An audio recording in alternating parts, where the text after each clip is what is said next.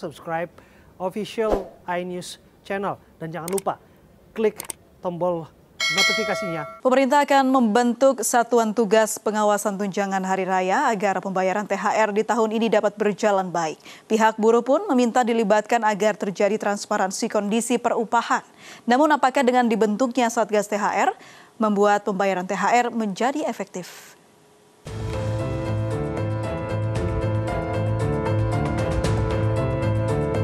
Tak lama setelah Menteri Ketenagakerjaan mengeluarkan aturan tunjangan Hari Raya Idul Fitri 2021, pemerintah memanggil salah satu presiden buruh, Andi Gani, ke Istana Kepresidenan Jakarta.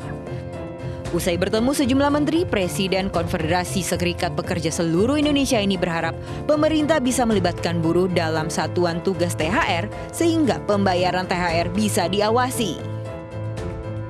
Sampai hari ini belum ada sanksi apapun, karena itu kita minta tahun ini, di tahun 2021, Satgas THR diisi oleh 3 pihak, pemerintah, buruh, dan pengusaha, agar bisa berimbang, agar bisa netral, dan bisa memberikan masukan-masukan yang benar-benar seimbang.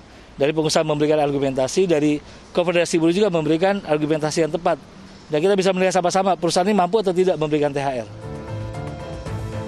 Dalam surat edaran Kemenaker, pemerintah daerah baik gubernur, bupati, wali kota diminta mengantisipasi keluhan buruh dalam pembayaran THR 2021, baik dalam menegakkan hukum, membentuk pos komando pelaksanaan THR, hingga melaporkan data pelaksanaan.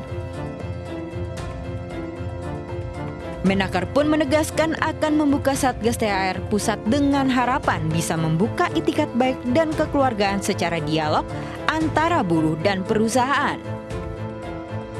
Saat ini Kementerian telah membentuk Satuan Tugas Pelayanan Konsultasi dan Penegakan Hukum Pelaksanaan Pembayaran THR tahun 2021 di pusat yang perlu diikuti daerah agar pelaksanaan SETHR dapat berjalan dengan baik dan efektif serta tercapai kesepakatan yang dapat memuaskan para pihak yaitu pekerja atau buruh dan pengusaha. Adapun sanksi bagi perusahaan yang tidak membayar THR tahun ini, bagi yang terlambat akan didenda 5% dari total THR yang harus dibayar. Jika tidak membayar akan disanksi administratif. Mulai dari teguran tertulis hingga pembatasan, penghentian, bahkan pemberhentian kegiatan usaha. Salah satu pertimbangan pembayaran THR adalah melihat laporan keuangan dalam 2 tahun terakhir. Jika berkaca dari 2020 lalu, tidak semua perusahaan mampu membayar THR karena terpuruk pandemi COVID-19. Ketua Kadin DKI Jakarta mengungkapkan aturan wajib bayar THR apalagi tidak dapat dicicil ini harus memperhatikan sisi pengusaha, terutama keuangan yang terganggu karena dampak pandemi.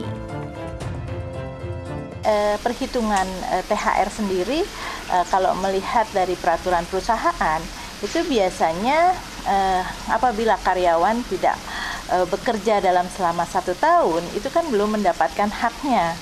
Nah, ini yang dikhawatirkan oleh teman-teman pengusaha, itu mereka tidak bisa membayar karena cash flow-nya yang terganggu. Nah, harapannya adalah mereka bisa membayarkan proporsional dengan kondisi mereka, itu Mbak.